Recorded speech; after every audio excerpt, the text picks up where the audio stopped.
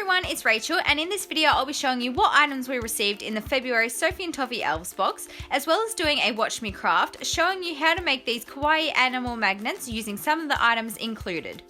So in the February box we received animal open bezels, some cute stickers, a bottle of clear UV resin, colourful beads, 2 bear keychains, a miniature silicone gummy bear mould, clear plastic film to make a shaker charm, a bear and unicorn mould, a bear boba and bunny mould, and also finally some iridescent glitter. So I hope you enjoy the rest of this video where I show you how to make these super cute magnets.